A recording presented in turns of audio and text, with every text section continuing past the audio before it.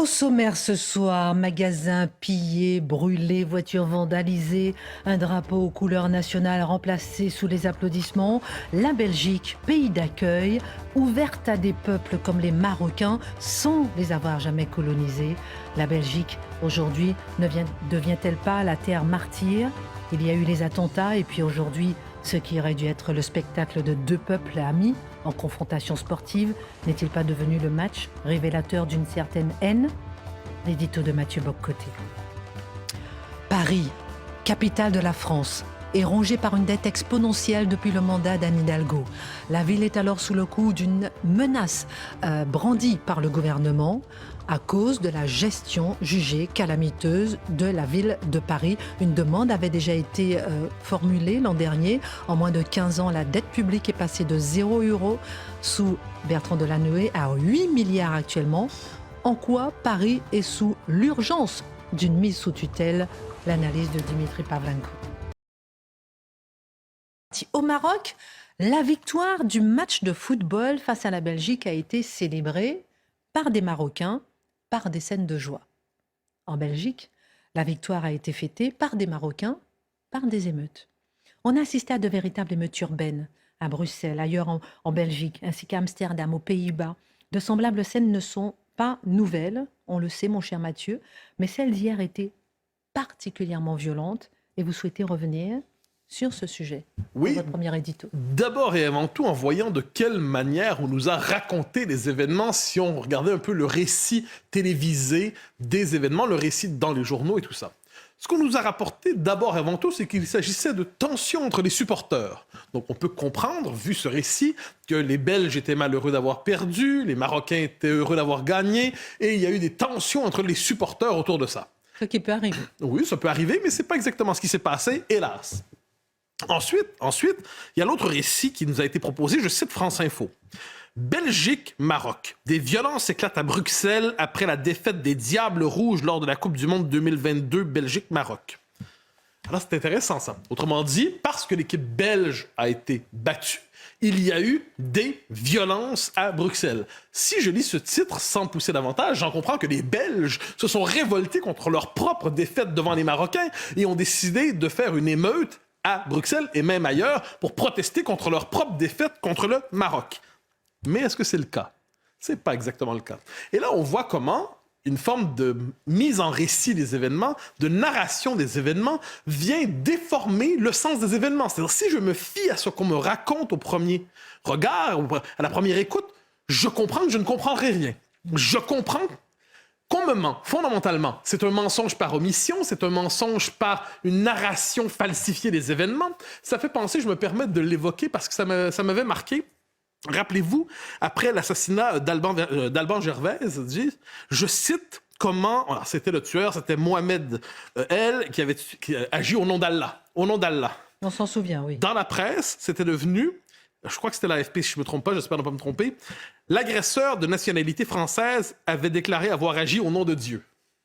Il y a quand même dans la narration, on comprend, il y a un jeu sur le sens des mots, une manière de raconter les choses, mais qui dans les faits neutralise le sens des événements, aseptise le sens des événements et finit par inverser le sens des événements. Pour moi, c'est fondamental. Donc, gardons à l'esprit qu'il y a eu ce maquillage des événements. Ensuite, les médias sociaux étant ce qu'ils sont aujourd'hui, les images nous obligent, racontent une autre histoire et là, on est obligé d'en tenir compte. Donc là, de quoi doit-on tenir compte? On nous raconte encore une fois, quand je lis ici et là, on nous dit quelques dizaines de supporters, sans nous dire lesquels, quelques dizaines. Alors, il se peut que mes yeux voient mal, il se peut que mes yeux multiplient par 10 ce que je vois. Ou il se peut simplement que dans les faits, il ne s'agissait pas de quelques dizaines de supporters, mais le récit des événements est là pour minorer ce qui s'est passé, pour nous dire que finalement, circuler, il n'y a rien à voir. Finalement, il y a eu un événement, mais il n'y a pas eu d'événement. Et pourquoi vous intéressez-vous à cet événement? Vous seriez peut-être un peu raciste, peut-être, probablement. C'est normalement l'Inquisition que nous connaissons. Et là, si on fouille un peu, qu'est-ce qui s'est passé? Mais je cite, des supporters marocains pillent des magasins, brûlent, vandalisent les véhicules, attaquent un commissariat et des journalistes sont attaqués, c'est pas un détail, et j'insiste, un commissariat attaqué. Donc là, on est dans quelque chose qui relève de l'émeute urbaine, de l'émeute agressive, d'une agressivité sociale qui se déploie. Pour fêter la victoire, pourquoi ne pas tout saccager autour de soi? Mais ça va de soi, non? Moi, quand je suis heureux, normalement, imaginez si lorsque je suis malheureux, je saccage tout. En fait, si je suis heureux, je saccage tout. Imaginez lorsque je suis heureux. Et là, tout ça culmine dans une scène plus importante que toutes les autres, je crois, lorsqu'on a vu un supporter marocain, sous l'applaudissement des siens, aller décrocher un drapeau belge qui était là, à la manière du drapeau en pays conquis, que l'on retire en disant « vous n'êtes plus chez vous ici ». Il y avait dans ce match, non pas entre supporters, mais dans l'esprit des supporters entre pays, c'était l'occasion de marquer sa domination sur le pays où ils se trouvent, dont ils ont probablement la nationalité, dont ils ont probablement les papiers, mais ils arrivent, ces supporters marocains, qui se voient manifestement davantage comme des Marocains que comme des Belges, et qui décident. L'un s'empare du drapeau, c'est filmé, on applaudit. J'y vois un geste de conquête. Mais en quoi faudrait-il accorder à ce geste que vous dites de conquête, de changement de drapeau, une telle importance? Alors, l'univers symbolique est fondamental pour comprendre comment se meuvent les hommes. Quand vous êtes dans une scène comme celle-là et vous emparez du drapeau, le drapeau, je dirais, il y a une forme d'imaginaire immémorial des hommes. Lorsque vous arrivez en pays conquis, eh bien, il s'agit en dernière instance de planter votre propre drapeau et de tasser le drapeau du pays que vous avez vaincu. Alors, qu'est-ce qu'on voit dans cette scène-là? Le sport, on le sait, ça a pour fonction de métaboliser les passions, la part d'agressivité qu'il y a dans le cœur des hommes et de la rendre symboliquement avec un affrontement entre équipes. Quelquefois, c'est bon enfant, quelquefois, c'est artificiel, mais quelquefois, quand c'est des matchs entre des équipes où il y a une vraie tension entre les peuples, ça peut déborder. Eh bien, qu'est-ce qu'on a vu là? C'est que le sport n'a pas suffi pour calmer les tensions relatives mais réelles entre manifestement les Marocains de Belgique et le pays qui les a accueillis. Ça n'a pas suffi. Et qu'est-ce qu'on a vu? C'est une volonté de marquer sa domination. Quand dans un pays vous arrivez et vous dites votre drapeau sera désormais un drapeau piétiné. C'est un drapeau que l'on retire. C'est un drapeau où et ensuite on impose de l'autre. C'est l'étape qui suit. Ben, c'est un geste de conquête. On me dira peut-être, mais Mathieu, faut pas exagérer, c'est pas un geste de conquête civilisationnelle, c'est un geste instinctif, c'est pas un geste réfléchi. Mais c'est encore pire. C'est encore pire parce que si l'instinct, lorsqu'il parle, consiste à dire non seulement je détruis tout, parce que vous savez, des journées comme ça, on veut tout détruire, apparemment. Bon, moi, je vois ça assez rarement, mais c'est original comme manière d'exprimer sa joie. Mais si, en plus, vous dites je prends le drapeau, c'est que l'instinct qui parle, lui, parle le langage de l'inconscient. Et que dit l'inconscient à travers cela? Ce que j'ai dit, c'est un geste de conquête. Allons plus loin, sortons même du périmètre belge pour un instant. Lorsqu'on voit, on l'a déjà vu en France, si je peux me permettre, on l'a déjà vu ailleurs, lors d'un match qui met en scène le pays d'origine et la population qui s'est installée ici, mais qui a encore la nostalgie du pays d'origine, pourquoi lorsqu'il y a un match Algérie-France, par exemple, eh bien les jeunes Algériens français, qui ont la nationalité française, qui ont les papiers français, pourquoi ne s'enthousiasment-ils pas pour la France plutôt que pour l'Algérie? Est-ce que ça veut dire que lorsqu'il y a un moment comme ça de tension identitaire possible entre le pays de papier et le pays du cœur, est-ce qu'on comprend que le pays du cœur demeure le pays d'origine? Et là, je sais que quelques-uns vont nous dire « Ah là là, c'est pas bien ça, on ne doit pas dissocier la nationalité administrative de la nationalité d'identité. » Mais pourtant, ça correspond à une réalité. Et le sport, aujourd'hui, c'est le lieu d'expression de cette tension, quelquefois, entre des populations qui, justement, manifestement, n'adhèrent pas du cœur, n'adhèrent pas, je parle l'ensemble des populations, mais une partie assez importante pour qu'on voit les scènes qu'on a vues hier, une partie suffisamment importante qu'elle rejette le pays d'accueil. C'est pas simplement qu'elle s'y dérobe, ce n'est pas seulement qu'elle préfère le pays d'origine, c'est qu'elle rejette le pays d'accueil. Et quand vous défilez après un match, par exemple, Algérie-France, et l'Algérie a gagné, je donne un scénario imaginaire, et vous défilez avec des drapeaux algériens, ça veut dire tout simplement que vous ne vous sentez pas, vous n'êtes pas des Français d'origine algérienne dans votre esprit. Vous êtes des Algériens en France. Ça veut dire quelque chose. Alors, devant cela, le sport, je le redis, a pour fonction normalement de permettre un affrontement ritualisé, symbolique, qui apaise les passions, qui apaise les tensions. Aujourd'hui, c'est tout le contraire. Ce que l'on voit devant nous, c'est que c'est le lieu d'expression d'une agressivité sociale. Il faut bien le dire aussi, hélas, d'une agressivité ethnique qui s'est manifestée hier à Bruxelles, qui s'est manifestée dans d'autres villes de Belgique, qui s'est manifestée à Amsterdam. Manifestement, une partie de la communauté marocaine de ces pays se voyait très heureuse de piétiner le pays où ils étaient.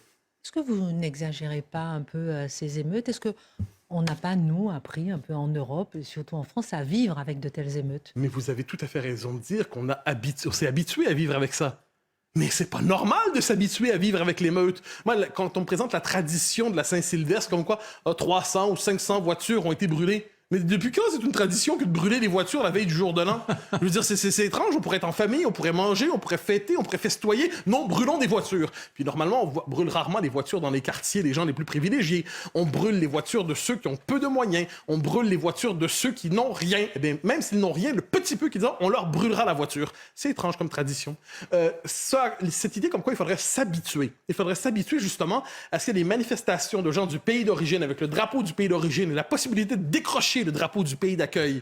Mais non, il ne faut pas s'y habituer. Il faut trouver cela tout aussi scandaleux que la première fois dont on a été témoin de cela. Ça devrait être vécu comme un scandale permanent. Mais, pour vous reprendre votre formule, on s'habitue à beaucoup de choses. On s'est habitué à l'idée que les transports en commun soient désormais des transports qui ne soient pas hospitaliers aux femmes. On a accepté cette idée qu'après 22 heures, ou peut-être même après 21 heures, puis franchement, aujourd'hui, le soleil se couche assez tôt, les femmes ne devraient pas aller dans le transport en commun. Ça va de soi. On a accepté l'idée que certains quartiers, mieux vaut ne pas s'y promener, et certainement pas avec cette tenue, parce que si vous avez cette tenue un peu trop européenne en Europe, un peu trop française en France, on pourrait vous le faire payer. On s'y est habitué. Puis on va même vous dire, on va peut-être même vous culpabiliser.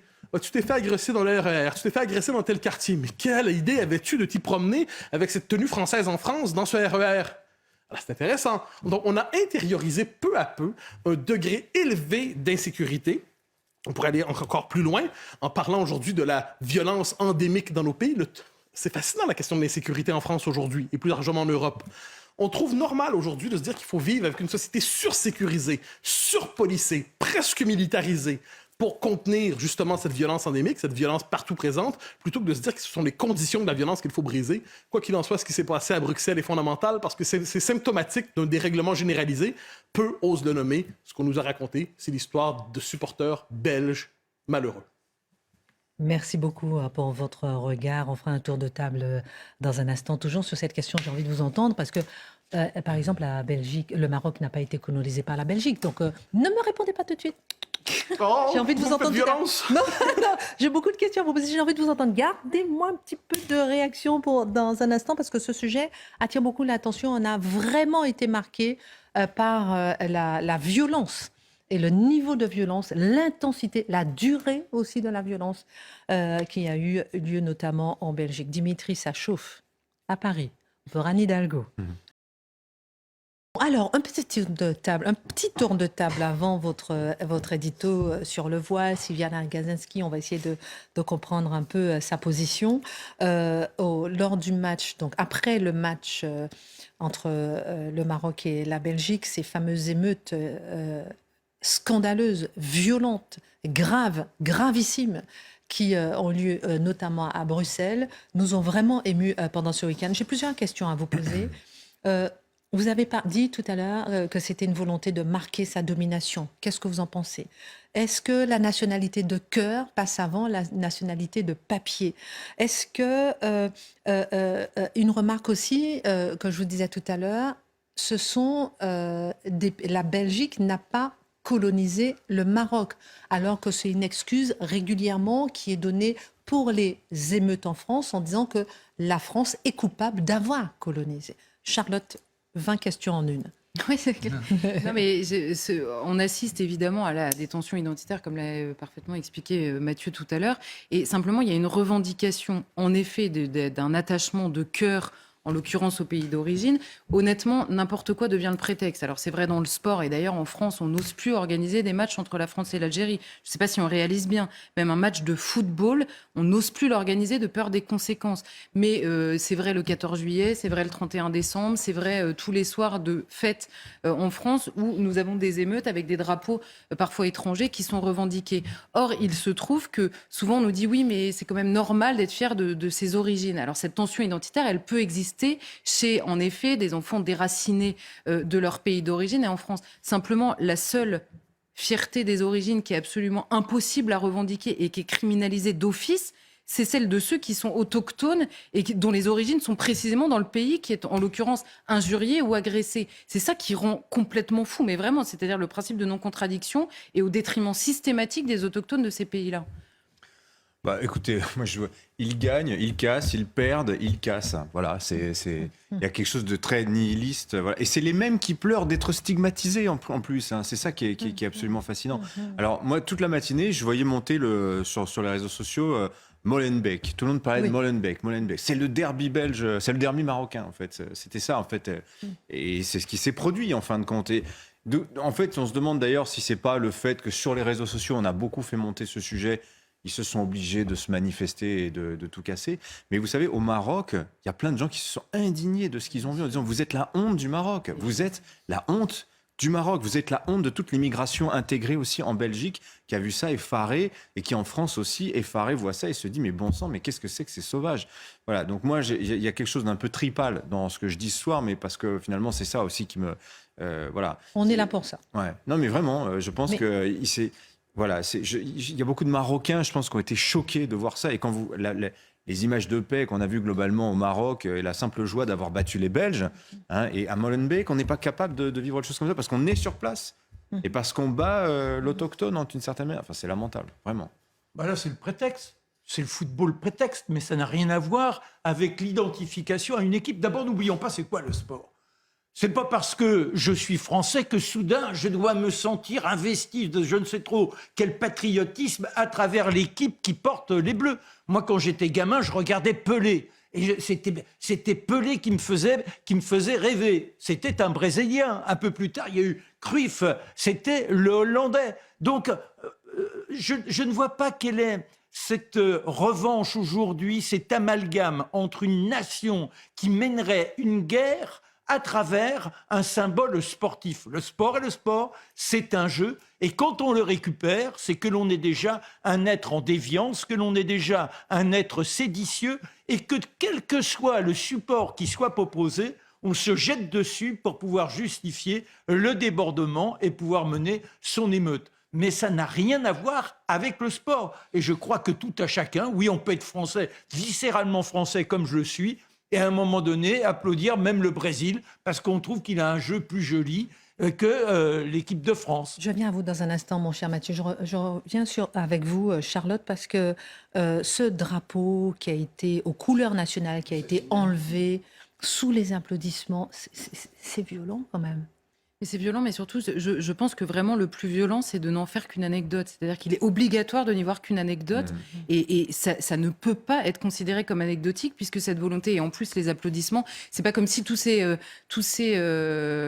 compatriotes du moment lui avaient dit ça va pas à la tête de faire ça. Là, c'est un applaudissement, on sent qu'il y a une liesse. Et en effet, ce que disait Mathieu, si ça relève de l'intuition, c'est encore plus ancré que si c'est pensé et préparé. Mais Mathieu l'a bien dit tout à l'heure en expliquant comment la presse l'avait interprété, et on en arrive à cette situation dingue où il faut le voir de ses propres yeux pour le savoir.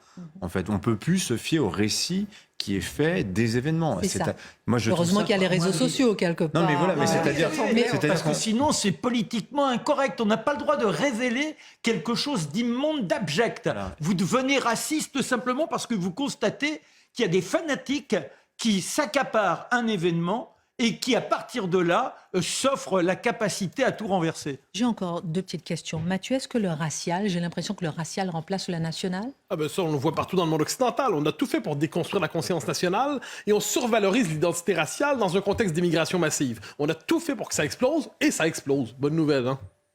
Autre question, Mathieu, ou bien vous, c'est, on a l'impression aussi que si, par exemple, on en a parlé tout à l'heure, au Maroc, ça s'est bien passé, un Maroc tenu par la police, tenu par l'État, je viens vous hausser les sourcils, vous me direz pourquoi, mais on a l'impression, mais d'une Belgique faible. On a l'impression aussi d'une France faible. Oui, mais nos sociétés on dirait manquent... que c'est la démonstration de la faiblesse d'un État. Nos sociétés manquent de cadres sociaux, premièrement, manquent de cadres surtout pour former la jeunesse, et plus encore la jeunesse masculine, premier élément. Ensuite, cela dit, il y a un élément, et une partie de la jeunesse immigrée qui se sent aliénée, quoi qu'on en dise. Ensuite, il y a un élément qui me semble central aussi, c'est que nous les poussons à se sentir aliénés dans nos propres pays. Tout le discours, justement, sur la culpabilité coloniale et ainsi de suite, vous l'avez mentionné avec raison. À ce que j'en sais, la Belgique n'a pas colonisé le Maroc. Mais la Suède non plus n'a pas colonisé l'Érythrée et ainsi de suite. Or, partout, il y a des émeutes. Donc, ce discours post-colonial à deux balles qui consiste à nous faire croire que c'est la vengeance du dominé d'hier qui prendrait sa revanche sur celui qui a colonisé ses parents. Mon œil, c'est factuellement faux. Mais c'est un récit entretenu qui vient justifier les pires émeutes. Et souvent, il y a un arrière-fond religieux.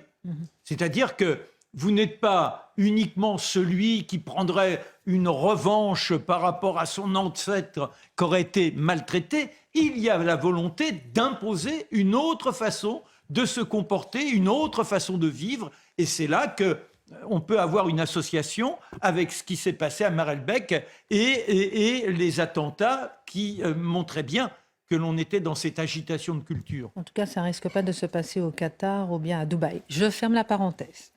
Le voile, nous le savons, est devenu, Mathieu, un enjeu politique en France et plus largement en Occident. Mais il faut du courage pour le dire. Et c'est justement du courage dont a fait part la philosophe de gauche, Sylviana Gazenski, en le présentant il y a quelques jours comme un symbole de l'islam. Pourquoi il faut dire du courage à gauche pour dire une telle chose aujourd'hui? Le symbole de l'islam et même drapeau de l'islamisme, en quelque sorte. Donc, elle va assez loin. On pourrait dire que c'est une position qui était banale à gauche il y a tout récemment. Tout récemment, c'était au nom de la laïcité, au nom du combat contre la religion en général qui aliène. Et lorsque certaines religions n'avaient pas fait leur travail autocritique dans leur rapport aux femmes, il fallait être sévère à leur endroit. Or, aujourd'hui, c'est un tout autre discours qui domine par rapport au voile. On nous dit, en fait, c'est un symbole soit d'émancipation féminine, la femme peut s'habiller comme elle le veut, comme elle le souhaite, ou un symbole d'affirmation de la diversité. Dans les deux cas, c'est le discours dominant à gauche. Pas le discours exclusif, mais dominant à gauche. Qui à gauche s'y oppose? Ce sont souvent les féministes historiques. Elisabeth Badinter, Sylviana Gazenski, qui disent un instant, c'est un symbole d'aliénation, c'est un symbole de domination, c'est un symbole qu'il faut critiquer, combattre au nom de l'émancipation féminine. Mais à gauche, elles sont bien seules et on se demande quelquefois, est-ce qu'elles ont des héritières? Est-ce qu'elles ont des héritières? Eh bien, c'est pas certain. Alors, mais ces féministes, justement, ont-elles des alliés dans la nouvelle génération? Alors, c'est intéressant, c'est très intéressant. Elles en ont. Je vais vous raconter une histoire qui s'est passée le 19 novembre, quand il y avait la manifestation de Nous Toutes. Nous Toutes, un mouvement néo-féministe, une mouvance néo-féministe. Les féministes de Némésis. Némésis, ce sont des féministes identitaires. J'y reviens juste après la pause, je vous en dirai davantage. Oh. Est-ce que ces féministes ont des alliés dans la nouvelle génération, je vous demandais? Alors, j'évoquais justement, il y a quelques jours, à la manifestation néo-féministe de Nous Toutes, des féministes du mouvement identitaire féministe, Némésis, se sont présentées et elles sont très critiques du voile, très critiques de l'islamisme. Elles sont arrivées voilées, en niqab même quelquefois, dans l'indifférence générale. Personne ne dénonçant quoi que ce soit, de peur d'avoir l'air raciste, de peur d'avoir l'air islamophobe, de peur d'avoir l'air fermé. Eh bien, qu'est-ce qu'elles ont fait, ces jeunes féministes de Némésis, féministes identitaires? Elles ont révélé la tolérance coupable et la complicité coupable de ces néo-féministes devant le voile islamique. Devant le voile islamique qui est un symbole de subordination. Alors, qu'est-ce que j'oserais dire ce soir de manière un peu inattendue? Ces jeunes féministes identitaires que le système classe à l'extrême droite, ce qu'a dit Olivier Faure et ce qu'ont dit plusieurs en les condamnant, alors qu'elles n'ont fait que révéler, je le redis, la tolérance envers le niqab, envers le... Ouais, ben, je dirais... Mme Gazenski, Mme Badinter et les jeunes féministes identitaires de Némésis, même combat, même combat. Alors, le problème, c'est que la gauche tient normalement à ne pas avoir d'alliés qui viennent de trop loin à droite. Mais dans les faits, devant les enjeux qui sont ceux de notre époque, j'invite Mme Gazenski, j'invite Mme Badinter et j'invite les jeunes féministes, dis-je, identitaires de Némésis à signer une tribune commune, pourquoi pas dans Valeurs Actuelles, pour dénoncer, ou ailleurs, hein, ou dans Mediapart, si Mediapart les invite, ou dans Libé, s'ils les invitent, à signer une tribune commune pour dire leur commune critique du voile. Ils sont en désaccord sur plein de choses, mais manifestement, ils ont une même lecture de l'émancipation féminine. Est-ce qu'un front commun est possible entre celles-là? Nous verrons. La question est posée.